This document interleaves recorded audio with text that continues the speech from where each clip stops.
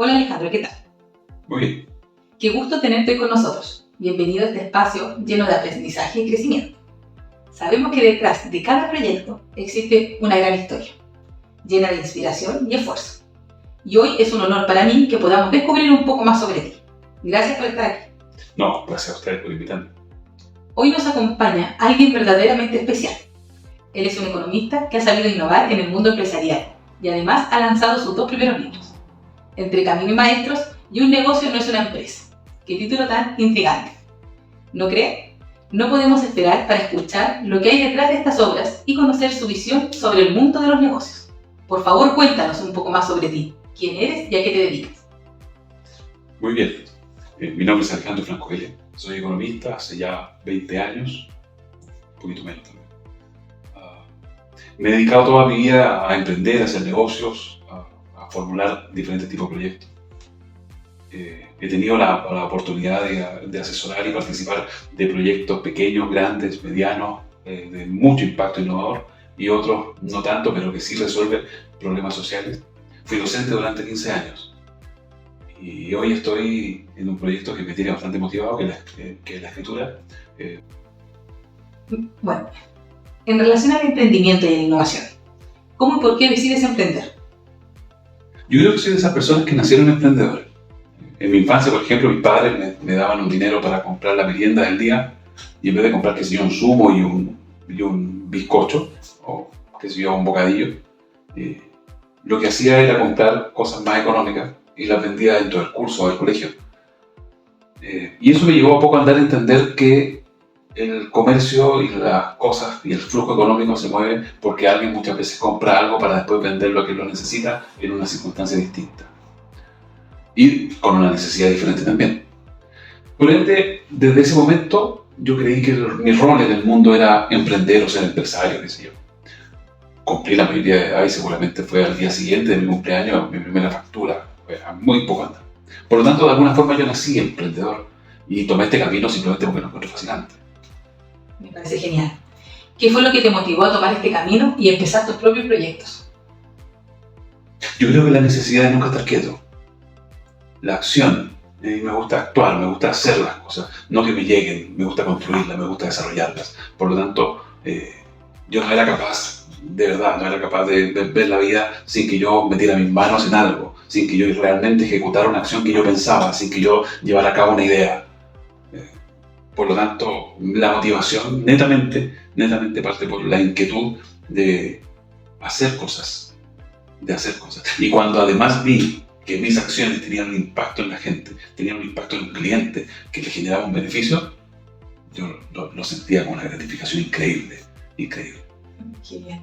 Tu trayectoria como economista y empresario es fascinante, pero lo que más me llama la atención es cómo siempre has sabido innovar. ¿De dónde viene esa chispa creativa? Yo creo que la puedo responder haciendo un poco hilo de lo anterior. Esta poca capacidad de estar quieto, pero también entender que yo tenía que competir conmigo, tenía que ir mejorando con el Alejandro de ayer. Yo siempre pensé y siempre creí, hasta el día de hoy creo, que la mayor innovación es ser mejor que ayer, y que tiene que ver con la mejora continua, que es uno de los pilares de la innovación, claramente. Pero el hecho de ser mejor que el día anterior me llevó a ser un innovador nato, porque en definitiva tenía que estar dispuesto a resolver problemas de forma inmediata, instantánea, y que lógicamente esos problemas además duraran el tiempo. ¿Hay algo en particular que te inspire a mirar las cosas desde una nueva perspectiva? Sí, el bienestar. Me quiero extender un poquito en esto, porque cuando uno produce algo, cuando uno hace una creación, cuando uno desarrolla una nueva idea, no la desarrolla simplemente para uno. Seguramente muchos de los emprendedores que nos están escuchando tienden a pensar de que su producto lo hicieron por ellos mismos, y claro, para poder satisfacer una necesidad propia, y se dieron cuenta que esta necesidad era compartida, ¿verdad? Bueno, yo creo que ese fenómeno genera de alguna manera bienestar. Es como el panadero que se levanta temprano en las mañanas para vender pan. Claramente la venta de ese pan genera un impacto muy positivo en el desayuno de mucha gente, que seguramente se levantan un poco más tarde que él, pero que se toman una merienda o toman desayuno, o como lo llamemos en diferentes países, con un pan de buena calidad. Entonces, ese impacto que tiene el trabajo apasionado de un panadero es incalculable.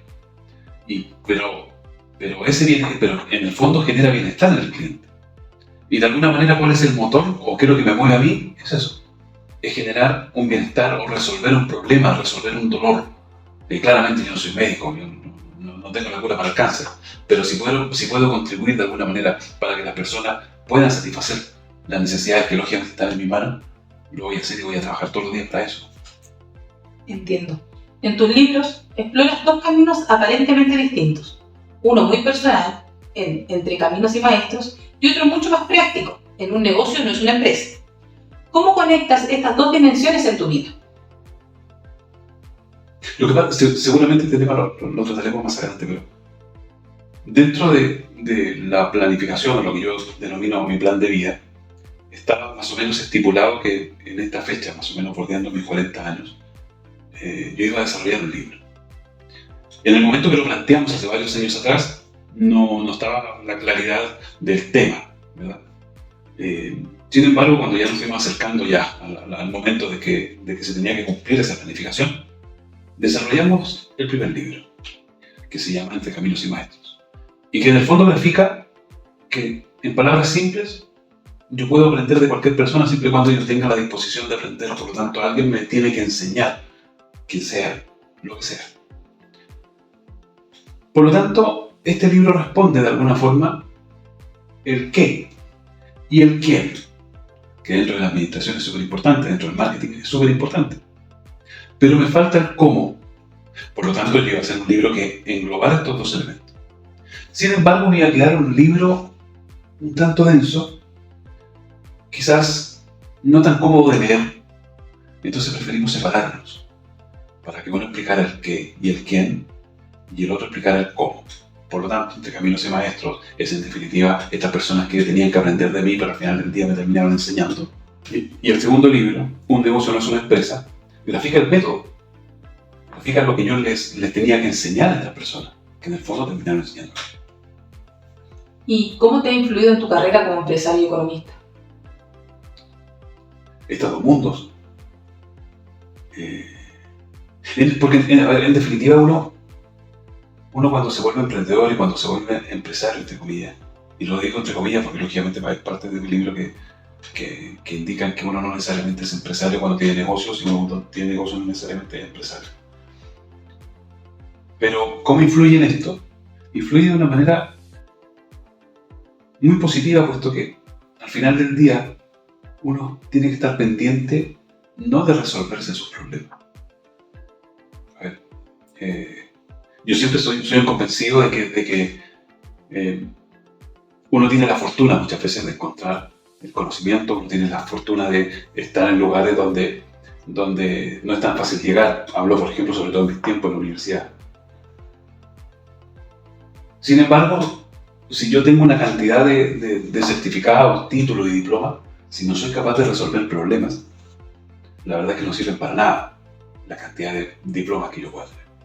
Si yo no soy capaz de resolver problemas sociales, no tiene ningún sentido tener una cantidad de papeles que lo único que hacen es acumular polvo. Por lo tanto, ¿cómo grafica esto? Que hay una parte humana y una parte técnica. Claro, porque al final del día uno es una mixtura de eso. Yo no puedo creer todo lo que digan las teorías, porque muchas teorías no son 100% aplicables a la realidad, pero tampoco puedo dejarme llevar simplemente por todas las realidades, porque también es complejo hacer eso. Lo que yo debo hacer es enfocarme en lo que yo puedo entregar. Insisto, yo no soy médico, por lo tanto yo no puedo intervenir en la cura del cáncer, ¿okay? Pero sí puedo hacer que empresarios, emprendedores y yo mismo entreguen soluciones a diferentes problemáticas de la sociedad. Por lo tanto, si yo no hago esa amalgama, esa unión entre un mundo técnico y un mundo humano, la verdad es que perdimos el rumbo. O sea, uno sale de la academia con el propósito de solucionar problemas, no seguir teorizándolos. No sé si respondo a tu pregunta. Sí, te entiendo. Y en tu opinión, entonces, ¿el emprendedor nace o se hace? Yo creo que hay dos. Yo creo que hay dos emprendedores. El emprendedor que nace, que tiene esa visión desde muy temprano, que puede en definitiva desarrollar diferentes productos, que puede vender lo que sea, que tiene la capacidad incluso de ejecutar de buena forma ideas. Y hay otro que simplemente en el camino encuentra una inspiración, encuentra una motivación, o por la razón que fuese, incluso hasta vez por un drama, encuentra la manera de aprender con lo que no nació, y adquiere habilidades y adquiere conocimiento. ¿Cuál es el que le sale el camino más fácil?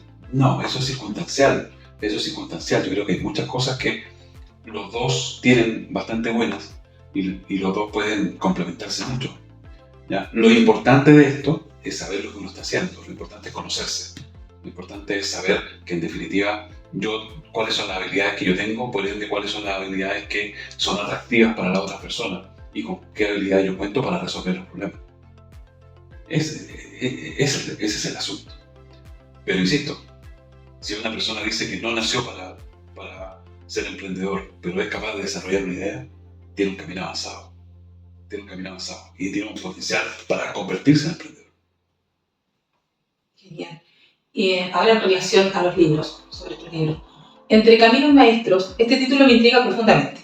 Hablas de caminos y maestros, lo cual parece hacer referencia a un viaje, tal vez personal o profesional, quiero decir.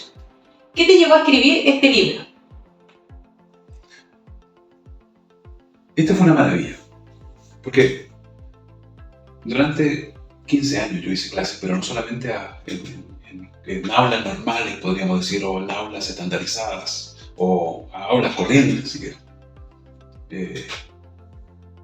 Yo hice clases no solamente en las universidades, sino que también hice clases en lugares muy complejos. Hice clases en cárceles, hice clases en campos, hice clases a diferentes personas con diferentes realidades, de muy escasos recursos, otras con mucho dinero, donde en definitiva me di cuenta que habían personas que me podían entregar mucho más de lo que yo les podía entregar a ellos, ¿ya? Y que entre Caminos y Maestros Gráfica, 4 de al menos 15 historias que yo pudiese contar de aquellas personas que me impactaron más de lo que yo les impacté, porque en definitiva lograron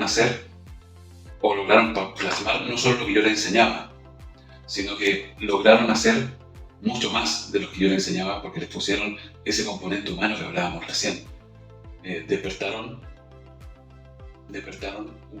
una habilidad, despertaron diferentes elementos muy personales por pasión, por garra, por simplemente la disconformidad de estar o no estar en el lugar donde querían.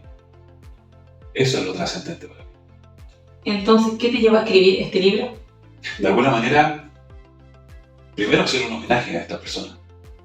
Y segundo, si yo soy capaz de instalar una chispa pequeña en un emprendedor, en una persona, en un empresario, en un trabajador, para que logre cambiar su vida, yo me doy por cumplido. Entonces, si estas 4 historias logran de alguna manera impactar, aunque sea lo más mínimo a alguien, para mí eso es suficiente. Y esa es la motivación principal. Y ahora, ¿podrías contarnos sobre alguno de estos maestros que te marcaron profundamente? Sí, mira, de hecho, uno de los personajes que hablo del libro. En el libro le puse Manuel. Él en la vida real no se llama así, por supuesto. Él, después de muchas malas decisiones, de muchas veces que pasó por la cárcel por diferentes delitos, se encontró en una sala donde yo era docente, en un programa donde el objetivo era entregar capacidades a diferentes presos que iban a salir durante el año en libertad por un programa de antihacinamiento en este país. Y en resumen, su historia es que él puso tanta atención en lo que yo le estaba enseñando, él puso tanta motivación en aprender que me hizo exigirme a mí mucho más. Años después, mi hijo recién nacido y mi mujer caminando por una gran ferretería de este país, escucho a lo lejos un grito. Era él, que se aproximó y me dijo: profe, usted me enseñó lo necesario, yo no vuelvo. Ese para mí es un impacto profundo, porque en definitiva él se convirtió en un pequeño emprendedor al principio, después su empresa fue escalando y fue simplemente porque se encontró con alguien que fue capaz de insertar en él la motivación, una chispa. Simplemente eso. El mérito es completamente de él, porque al final del día su gana, su ánimo, su pasión y el descubrir que no podía seguir de la manera que estaba, hizo que su vida cambiase. Creo que esa historia es una de las, para mí, una muy estremecedora, que hasta el día de hoy a mí me genera una alegría profunda. Completamente. De hecho, concuerdo completamente contigo. Y en relación al libro Un negocio no es una empresa, oh, qué título, ¿no? Es provocador, directo. Sabemos que muchas personas piensan que tener un negocio automáticamente significa tener una empresa exitosa. Pero tú lo ves de manera diferente. ¿Podrías compartirnos cuál es esa gran diferencia y por qué crees que es crucial que los emprendedores la entiendan? A ver, yo estoy convencido, la gran mayoría de las personas, o una buena parte de las personas que se hacen llamar empresarios, muchos no tienen un negocio. Tienen seguramente una actividad que genera un rédito económico y que se ha mantenido gracias a la estructura de la empresa. Sin embargo, la empresa es un elemento burocrático, es una estructura que tú creas para resolver problemas, para cumplir con obligaciones tributarias, sociales, laborales, lo que quieras. Pero el estricto rigor no está efectivamente para resolver un problema del público, no está para resolver efectivamente un problema del cliente. De hecho, muchas veces ni siquiera importa el problema del cliente mientras se respeten las leyes tributarias, mientras se respeten las leyes laborales, mientras se respeten un montón de cosas que claramente son importantes. Pero tú puedes tener perfectamente una empresa que entregue un producto estandarizado simplemente por el hecho de vender, cosas que hay un montón. Hay muchas empresas, y me atrevería a decir que una buena parte de las empresas existentes responden a esta lógica. Entregan un producto sin diferenciación, simplemente estandarizado, porque en definitiva tienen que mantener esta estructura que insisto, es una estructura burocrática. Mientras que un negocio tiene diferentes características y que tiene que ver con incluso la adaptabilidad en el tiempo. Si tú tienes una estructura burocrática como una empresa, es muy difícil adaptarte, muy difícil moviendo, sobre todo si vas creciendo.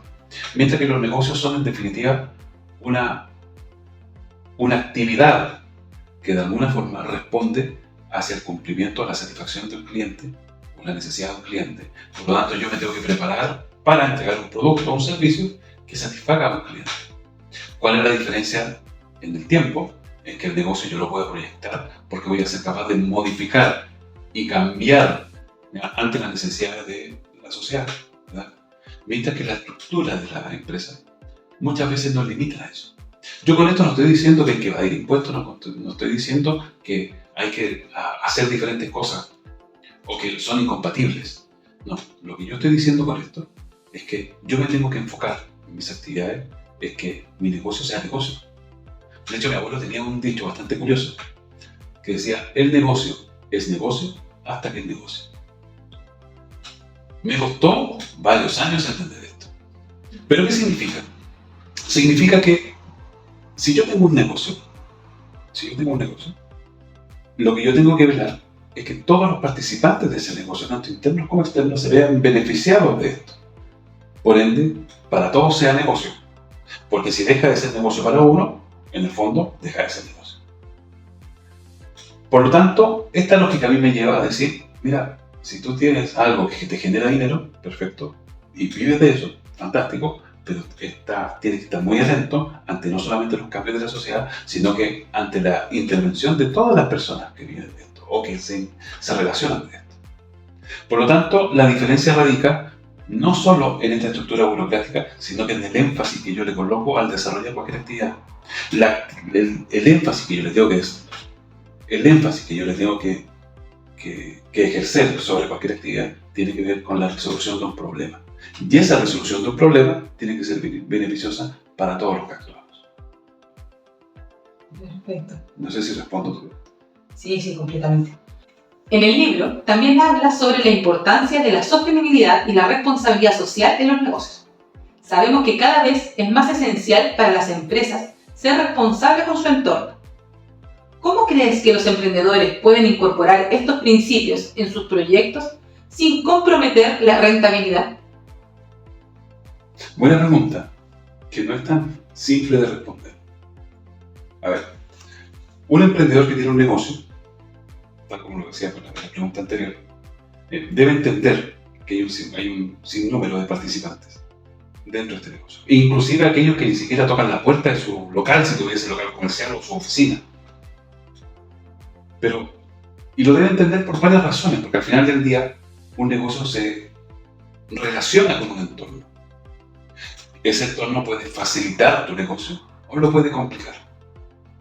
En algún momento llegué a una empresa para asesorarla y el empresario se jactó de que sus números siempre durante muchos años eran azules, es decir, que tenía rentabilidad. Y yo le dije, ya perfecto, maravilloso que tenga rentabilidades, pero dentro de esas rentabilidades ¿tienes cuantificado el humo que tira tu chimenea? Le sorprendió la pregunta, pero en definitiva debemos ser capaces de entender que un negocio que genera externalidades es un negocio no tan rentable como parece. Esa chimenea que tiraba un humo cualquiera, pudiese ser tóxico o no tan tóxico, pero al menos contaminaba el ambiente, ¿verdad? Impactaba en personas que no tenían relación directa con el negocio, los vecinos, las personas que transitaban por ahí, los vehículos, incluso el Estado. Impactaba a gente que en definitiva nunca ni tocó la puerta, ni compró un producto, ni tocó la puerta de la oficina, ni entregó el correo. No. ¿Qué ocurre ahí? Que si lógicamente la persona que vive al lado o que trabaja al lado de esta empresa empieza a ver que su calidad de vida se ve menoscabada por una actividad que incluso no se relaciona con él o con ella, lógicamente tarde o temprano va a ser incluso lo posible para que ese negocio deje de existir. Por lo tanto, ser sostenible en el tiempo o preocuparme incluso por la responsabilidad social empresarial tiene que ver con eso, tiene que ver con permitirme inclusive proyectar mi negocio en el tiempo. Porque si yo no soy sustentable, si yo no soy sostenible, simplemente el negocio en algún momento se va a acabar. Y yo no puedo permitir eso. Yo me tengo que adaptar a las nuevas leyes, a las nuevas normas, para poder mantenerme, para poder mantener mis actividades en vigor. Pero también necesito atender y entender incluso los problemas que está dejando mi negocio. Y hay un montón de soluciones para eso, pero sacrificar la rentabilidad lógicamente pudiese ser fácil en esto, pero yo no creo que sea tan así, puesto que cuando uno hace cambios en pro de la sostenibilidad, en pro del medio ambiente, lo que yo genero en definitiva es un elemento sinérgico muy positivo, puesto que tengo reconocimiento de marca, puesto que tengo reconocimiento productivo, puesto que puedo optar a certificaciones y tengo un reconocimiento del cliente con un esfuerzo que en definitiva me permite a mí decir, ¿sabe qué? Yo produzco mejor que la competencia, yo produzco de mejor forma y más amigable con el medio ambiente. Por ende, ese reconocimiento, si no se traduce en un aumento de precios, se puede traducir de todas maneras en un aumento de la demanda, que al final del día, que personas te compren más o que te compren mejor, puede ser una muy buena estrategia. Entonces, claro, de repente hay que hacer inversiones en esto, por supuesto. Siempre hay formas para amortizar esas inversiones, siempre hay formas para apalancar esa inversión, pero se puede lograr. Ahora nos gustaría conocer alguna reflexión personal tuya. A lo largo de tu carrera y en el proceso de escribir estos libros, estoy segura de que hubo momentos desafiantes. ¿Podrías compartir con nosotros algún reto importante que enfrentaste y cómo lo superaste? No todo ha sido éxito, claramente. No todo ha sido color de rosa en este mundo. No todo ha sido fácil. Las cosas no se dan tan simple como muchas veces todos los pintan. Y que para hacerse rico hay que hacer 2 bailes en TikTok y pareciera que está simple. No es así. Las cosas no son de esa manera. Hay momentos de aprendizaje y esos momentos de aprendizaje por lo general ocurren cuando uno va tocando el piso. Por lo general. Y nosotros también tuvimos una quiebra dolorosa. Nosotros hace varios años atrás tuvimos una quiebra muy dolorosa, donde no solamente perdimos dinero, perdimos muchos elementos, perdimos know-how, perdimos relación con trabajadores, perdimos un montón de cosas que no se hubiese gustado seguir manteniendo. Pero claro, o sea, las lógicas de la producción son tan complejas que al final del día, por más que uno intente o haga todos los esfuerzos para sostenerlas y mantenerlas, hay cosas que uno ya son evitables. Y que sobre todo los países hispanohablantes, pareciera que es un tabú. Cuando en la universidad anglosajona enseñan dentro de la administración que uno de los pasos de la administración requiere la salida, literalmente la salida, porque para los estadounidenses, por ejemplo, la quiebra no es un fracaso, es simplemente una falla. O sea, todos podemos fallar. En los países hispanohablantes pareciera que la quiebra es un fracaso rotundo, que incluso se asemeja a muchas cosas muy negativas. Pero no. Y lógicamente esto nos llevó a replantearnos, nos llevó a rearmarnos. Tú comenzaste la entrevista preguntando dónde estaba mi énfasis por cambiar. Tiene que ver con eso, tiene que ver con que nadie se puede permitir no pararse. Tú te puedes permitir caer las veces que necesites caerte, pero lo que no te puedes permitir nunca es no ponerte de pie. Y eso es súper importante. Y eso, si tú me preguntas cuál sería la lección para un emprendedor, sería eso, que no me tengan miedo. O sea, te vas a caer, puede ser. Ojalá que no, por supuesto, pero puede ser. Y la caída es lo más normal del mundo. Insisto, tenemos que sacarnos de la cabeza que quien lo intentó y se cae es un fracasado. El fracasado que no lo intenta. Creo que muchas personas se podrían sentir inspiradas por tu respuesta. Otro tema muy importante de tu libro es la innovación continua. Nos gustaría saber, ¿podrías compartir algún ejemplo práctico o caso de estudio de cómo la innovación ha transformado un negocio basado en tu experiencia personal? Sí, mira, aquí hay muchos ejemplos posibles. Partiendo de la innovación, y sobre todo la innovación continua, no es bajo ninguna circunstancia la reinvención de la rueda. La rueda la inventaron hace siglos, y lo único que hemos podido hacer después de eso, porque fue un invento genial, es mejorarla. Así como las bombillas, las ampolletas, un montón de cosas que se inventaron, se crearon hace tiempo, y lo único que hemos hecho es quizás añadirle mejoras. Y eso es suficientemente innovador. O sea, ya vemos la mejora del lápiz Bic. Después de 50 años, 60 años, la única mejora que le han instalado al lápiz Bic es un agujero en la tapa. ¿Para qué? Para que niños que mordían el lápiz, al momento de tragárselo, no se ahogaran y tuvieran un espacio para respirar. O sea, además, Bic estaba preocupado del mal uso de su producto, porque la tapa no es para que te la pongas en la boca. Ya ves. Entonces, aún así, una empresa estaba preocupada del mal uso del producto e innovó en eso, hizo un cambio. Es tan bueno su producto que no necesita mejorar técnicamente. Pero sí hizo un cambio porque se estaba dando cuenta que había muchos accidentes al respecto. También otro caso conocido en la literatura es sobre el POSIT de 3M.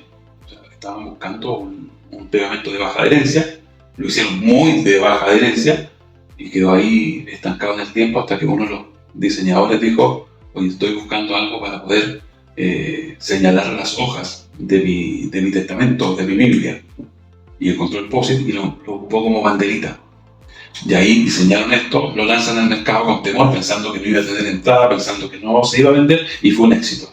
Éxito que no ha sido realmente modificado. Y le han agregado otros mercados que son los accesorios, que son, qué sé yo, los moldes donde van puestos, qué sé yo, los posadores, que es tanta cosa que inventaron después de eso. Entonces de repente uno dice, hay que innovar en cosas complejas. No, hay que innovar donde haya que innovar. Y de repente las cosas más simples. Yo una experiencia personal, no puedo decir el nombre de esta empresa por razones de privacidad industrial, pero en algún momento nos tocó asesorar a una empresa que estaba teniendo un problema de contaminación de aguas. Esa contaminación de agua llegó a la autoridad medioambiental y midió los residuos. Y esos residuos decían que tenía mucha azúcar el agua, que en definitiva o tiraban. Nuestra solución simple fue que antes de que cayera el agua a la alcantarilla, al lavatorio o al lugar donde iban a resubir el agua, se le colocara un filtro para acumular ese azúcar. ¿Qué es lo que logramos con esto? Logramos que esta empresa acumulara azúcar en un filtro. Que azúcar que estaba limpia, no era un azúcar dañina ni mucho menos. Era un azúcar que estaba como subproducto, que era eliminada tradicionalmente por su fabricación, hasta que tuvieron este problema. Ese azúcar la convirtieron en caramelos que fueron entregados y regalados a los clientes que compraban su producto y generaron por ende un valor sostenible y sustentable en el tiempo, porque al final del día generaron lealtad con el cliente, fidelización, un gusto adicional simplemente por algo que estaban tirando, era un desperdicio que los convirtieron en un producto.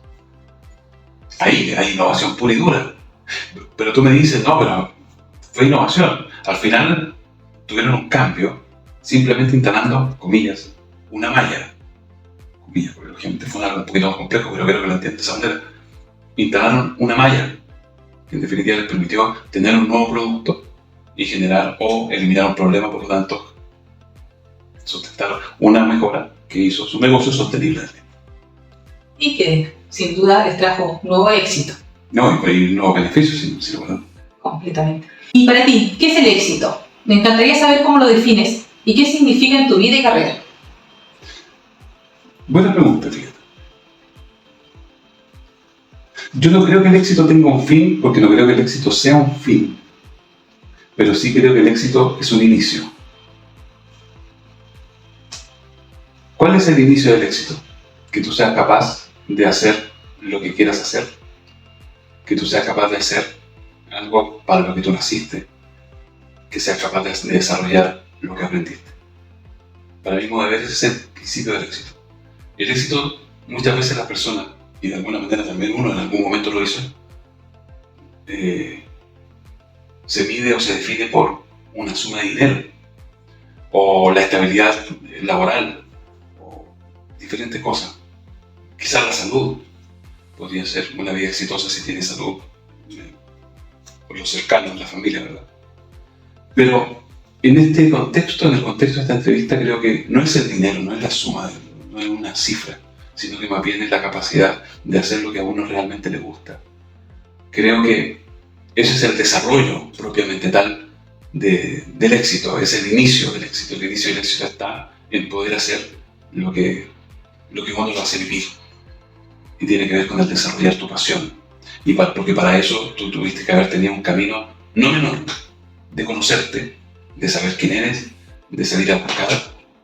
Porque si tú sales a buscar tus habilidades y tus capacidades, vas a poder saber qué es lo que tienes que desarrollar. Y cuando ya lo sabes y comienzas a implementarlo, comienza tu camino al éxito. ¿Cuál es el destino de eso? Bueno, cada uno sabrá cuál será su destino, según planificación, según el orden que le quiera dar a su vida. Pero por lo menos, el inicio del éxito, por ahí va. Había un erudito que dijo una vez, no es posible cambiar el mundo, pero si tú quieres cambiar el mundo, empieza por cambiar tú, porque ahí cambiarás tu mundo. Entonces, el momento que tú te conoces, haces los cambios necesarios en tu vida e inicias tu camino de desarrollar lo que tú eres bueno, ya comenzó el cambio de tu mundo. Y ahí comienza tu éxito. ¿Cómo termine? No sabes. Quizás con grandes retos. Sin duda, sin duda. Pero ¿sabes lo que me pasa con el tema de los retos? Que creo que el principal reto en esta vida es justamente lo que te planteo. La gran mayoría de las personas viven un falso espacio de confort. ¿Y por qué digo falso? Porque claro, es un espacio de confort. Es confortable tener estabilidad. Sí. Y con esto no estoy diciendo la frase cristiana que quemar las naves para poder ser emprendedor. No. Eso no. Eso es una fantasía. Eso no es tan real. Lo que yo tengo que hacer es encontrar la manera de hacer lo que yo quiero hacer, lo que a mí me gusta, lo que a mí me apasiona. Y ese es el principal reto. Porque eso responde a salir del statu quo. Eso responde incluso muchas veces a enemistarse, quizás más suave o más denso, pero dejar incluso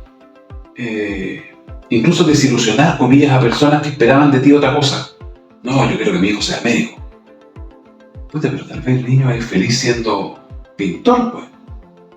Entonces, ¿cuál es el reto? ¿Que el niño sea médico cuando no quiere serlo? ¿O que realmente haga lo que él quiere ser? Claro. Entonces, y para eso, y cuando tú te conoces, y cuando ya sales a la calle y te conoces, y digo sales a la calle porque es imposible conocerte tú estando en la cama sentado en un dormitorio solo o sola, no te puedes conocer ahí. Te tienes que conocer afuera, tienes que conocer en la interacción. haciendo cosas. Si no haces, nunca vas a saber. Los chavales que son buenos para jugar al fútbol no se descubren jugando PlayStation, no se descubren sentados en la cama viendo televisión. Se descubren jugando, se descubren con un balón, una pelota en los pies, haciendo, no pensando, no soñando, haciendo. Por ende, el reto para mi modo de ver inicial es eso: descúbrete. Justamente hablando de los retos, como empresario innovador, ¿cómo ves el panorama actual para los emprendedores? Yo lo veo complejo, pero nunca lo hemos tenido fácil. El emprendedor tiene una habilidad, tiene una característica que se desempeña bien o se relaciona bien con la incertidumbre. ¿Cómo? Porque en definitiva, el emprendedor tiene clarito, o debe tener claro, y es algo que se aprende con el tiempo, de que yo tengo que ir cambiando, de que yo tengo que ir moviendo, de que yo tengo que ir haciendo diferentes cosas para poder proyectar mi actividad en el tiempo. Por ende, yo me tengo que enfrentar todos los días a diferentes escenarios. Si no tengo esa capacidad, lógicamente como emprendedor me va a costar un mundo desarrollar mis actividades. Por lo tanto, a poco andar los emprendedores la desarrollan por naturaleza. Entonces, estos escenarios que son inciertos, claro, entregan una cuota, una dosis más de incertidumbre, ¿ya? Pero que no debiese afectar tanto al momento que está, o al desarrollo de las actividades. La gracia de esto es que los empresarios, los emprendedores debemos, en definitiva, hacer frente y debemos ser sumamente creativos. Entonces, yo lo veo con buenos ojos, es lo que ocurre. Yo veo con buenos ojos el momento en que estamos, puesto que los emprendedores y los empresarios que perduren en el tiempo después de estos momentos de mucha complejidad van a ser los que realmente solucionen los problemas, porque vamos a ser los creativos. No las empresas. De alguna forma las empresas como estructura ya comenzaron a tambalear. O sea, pensemos que las grandes empresas, las grandes compañías mundiales hoy día están lideradas por personas que no eran empresarios hace 20 años atrás. Tenían otras actividades o estaban aprendiendo. Y eso indica que hay un cambio generacional, y ese cambio generacional lógicamente implica o se genera gracias a la creatividad, porque nos adaptamos mejor al momento que estamos. ¿Qué crees que es lo más importante que deben tener en cuenta para prosperar en estos tiempos? Yo creo que son dos cosas, fíjate. Porque lógicamente todo emprendedor, o buena parte de los emprendedores, nacen de una idea, ¿verdad? Tienen una idea o encontraron algo que pueden hacer. Por lo tanto, ante eso deben tener dos elementos que son vitales, que después podemos desarrollar varios más, pero dos elementos que son iniciales para poder tener una actividad que se desarrolle y se proyecte en el tiempo. Pasión. O sea, yo puedo tener una idea brillante, pero si no la desarrollo con pasión, no hay nada. Nada. Yo puedo tener una idea brillante, pero si no tengo una buena planificación, tampoco hay nada. Yo puedo tener una idea brillante, y si entonces no tengo un equilibrio entre pasión y planificación, no hay nada. Nada. Interesante ese tema. Entonces, ¿qué te puedo decir? ¿Qué le falta o qué es lo que necesita un emprendedor? Justamente es eso. Porque si yo le pongo una planificación, claro, cualquiera me podría decir, pero estamos en tiempo incierto, o sea, ¿cómo yo voy a planificar? No, por supuesto, yo tengo que tener una planificación que cumpla con los tiempos inciertos, por supuesto, que tenga flexibilidad para poder moverse en los momentos complejos, pero que tenga un destino claro. Y esa planificación, para mi modo de ver, tiene que ver se relaciona con la vida de uno. Cuando uno es emprendedor y le pone pasión, eso quiere decir que adoptó un estilo de vida. ¿Eso quiere decir una planificación de vida? Sí, claro. Los emprendedores no podemos ser ajenos a planificación de empresas, planificación de vida. Desde mi perspectiva, si tú no planificas tu vida, tienes todo cuesta arriba. ¿Por qué? Simplemente por lógica, ¿no? El resto depende de ti. Si no lo planificas bien, tu empresa o tu emprendimiento ya se ve mermado, ¿verdad? Si no planificas bien lo que haces, con quién te juntas, cuánto juntas, etcétera, ¿verdad? O las actividades que desarrollas, el emprendimiento se ve mermado. Si tú no tienes claro tu destino, tampoco lo tendrá el emprendimiento, tampoco lo tendrá tu empresa.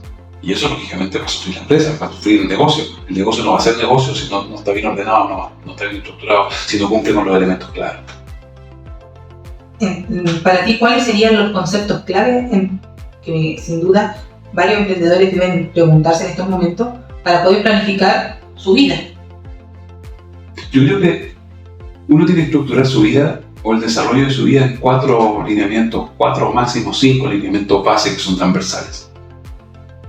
Lógicamente patrimonio, pero ese para mí un modo de ver no es el más importante, porque el patrimonio se junta o se reúne o se genera con los otros elementos trascendentes de la vida. Relaciones personales. Últimamente pareciera que no nos cuestionamos mucho con quién nos juntamos o a quién frecuentamos, y si estas personas que frecuentamos responden de alguna manera a nuestro objetivo principal o a lo que somos. ¿Qué actividades yo tengo que realizar? Es súper importante entender, por ejemplo, qué hacemos con el ocio, qué hacemos con el tiempo de ocio. No es lo mismo el tiempo de ocio mirando la televisión, mirando TikTok, a ir a caminar o leer un libro. No es lo mismo. No es lo mismo el tiempo de ocio mirando TikTok que pasar el tiempo con sus hijos. No es lo mismo. Son tiempos de ocio igual, pero que tienen frutos distintos. Frutos mentales distintos, frutos sociales distintos. ¿Qué es lo que yo tengo que aprender para llegar al objetivo final? ¿Qué habilidades tengo que desarrollar? ¿Qué habilidades no tengo pero debiese tener y que las tengo que conseguir en el camino? Porque no todos lo sabemos, no todos lo tenemos, no todos lo hemos aprendido. Son elementos vitales. Entonces estas 3 me pueden llevar a cumplir, por ejemplo, el patrimonio que yo tengo que armar. Ahora, cuando hablamos de patrimonio, muchos hablan de una cifra, qué sé yo, los 5 millones de euros, los 2 millones de dólares. Ya, si le quieres poner números, pon los números. Pero ese número, cúmplelo de alguna forma. ¿En qué términos? No es lo mismo decir, tengo que juntar 1 millón de euros. Claro, para cualquier persona, 1 millón de euros es bastante dinero. Sin embargo, si yo lo proyecto en el tiempo y digo, lo tengo que juntar en 20 años para mi jubilación, pero para eso tengo que desarrollar una actividad, trabajar acá, hacer esto, vender aquí, hacer diferentes actividades para poder juntar ese 1 millón de euros, esa cifra que se ve tan abultada ya va a ser más real, va a ser más realista. Por ende le voy a otorgar un método para poder cumplir ese objetivo. Entonces, cuando hablamos de plan de vida, desde mi perspectiva, no es solo dónde quiero trabajar y en qué casa quiero vivir. Hay un montón de elementos que van tejiéndose para armar nuestro entramado de vida, nuestra vida propiamente tal, hasta el final de los tiempos. Y lógicamente, cuando yo soy emprendedor, yo tengo que sumar ese emprendimiento, esas actividades, a lo que yo realizo diariamente. Por lo que hemos escuchado, has logrado ya muchas cosas. Pero me imagino que tu mente no para de generar nuevas ideas. ¿Qué sigue para ti? Buena pregunta. En el fondo lo que uno busca siempre, y todos los humanos buscamos, es diferenciarnos primero. Y lo último es trascender, en definitiva dejar una huella, ¿no? Escuché desde pequeño siempre decir, para formar o ser parte de este mundo o dejar una huella en este espacio, había que tener un hijo. Yo tengo hijos, habría que plantar árboles, he plantado árboles y escribir un libro. Y ya al menos tengo 2. Por lo tanto, desde mi perspectiva, lo que queda es simplemente seguir desarrollando lo que yo quiero hacer, que es en definitiva ser un aporte, ¿ya? Desde lo que yo puedo contribuir a empresarios, a comerciantes, a emprendedores, a personas que de repente necesitan simplemente una motivación extra o un pequeño impulso, ¿ya? Para encender un motor con fuerza. Eso por una parte. Seguramente seguir escribiendo, seguramente dar charlas, que en definitiva va por añadido a lo que te estoy planteando, ¿ya? Creo que una de las cosas que debo hacer ya es abrirme el camino en términos de que fui asesor durante mucho tiempo. He hecho asesorías 1 a 1, cosa que me va muy bien, funciona muy bien, y aparte mis negocios van rindiendo de buena forma. Sin embargo, creo que hoy día me abro la posibilidad de hacer cosa un poco más masiva, ¿te fijas? Y eso desde mi perspectiva cumple con lo planteado desde el inicio de nuestra planificación. Y te hablo de nuestra planificación porque esta planificación fue consensuada ya con familia, fue consensuada con mis hijos últimamente, con mi mujer, y que en definitiva responde a lo que hoy día estamos haciendo. O sea, este camino no se recorre solo. Es súper importante. Es súper importante entender que este camino no se recorre solo. El emprendedor no es un lobo solitario, porque el lobo solitario está complicado. Es complicado el lobo solitario, como el coyote y el correcamino. Por lo tanto, ¿esos son tus sueños o proyectos que tienes en mente para el futuro? Sí, claro. Como te digo, abrir el espacio a que esto quizás sea un poco masivo. No me proyecto dando charlas multitudinarias, que yo no sé qué, que haya 500 personas en un salón, no, pero sí las personas que busquen este pequeño estímulo, esta pequeña conversación, esta entrega de un método, porque al final eso es lo que buscamos. Y tal como yo escribí en mi primer libro, yo muchas veces aprendo más de lo que yo enseño. Y eso para mí es gratificante. Me parece genial. Y para aquellos que están empezando su propio camino, ya sea como emprendedores, economistas o autores, ¿qué consejo les darías? Algo que les inspire y les anime a seguir adelante. Que se escuchen, que se conozcan. Si no se conocen, no. Es la primera brújula. Tu primera brújula eres tú. Saber para qué lo que eres bueno. Y eso lo tienes que descubrir. Lamentablemente, los talentos no son evidentes.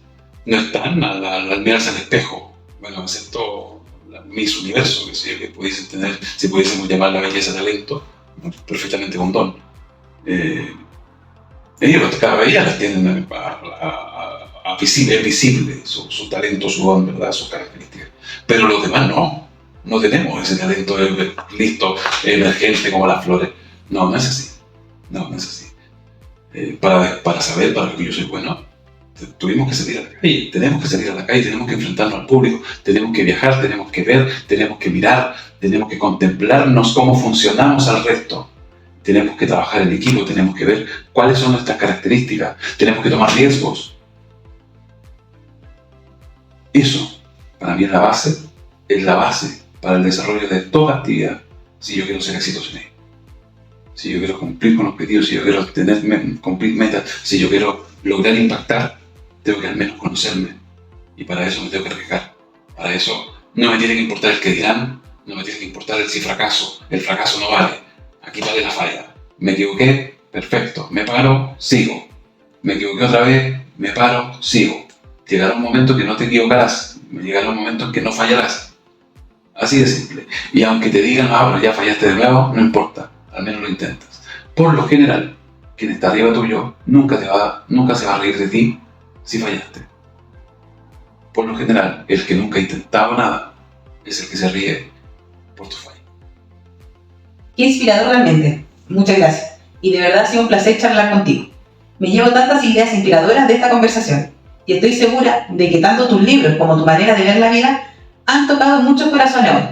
Te deseo todo el éxito del mundo con todos tus futuros proyectos y espero que sigamos viendo tu creatividad en acción. Por favor, gracias por compartir este tiempo con nosotros y por dejarnos conocer un poco más de tu historia. Hasta pronto y recuerda que las puertas de este espacio siempre estarán abiertas para ti. Muchas gracias. No, agradecido, de verdad que espero haber cumplido con la expectativa y nada, estoy siempre disponible para lo que necesite. Yo, donde pueda hacer un aporte, estoy siempre presente, o al menos lo intento. Ay, qué simpático, gracias.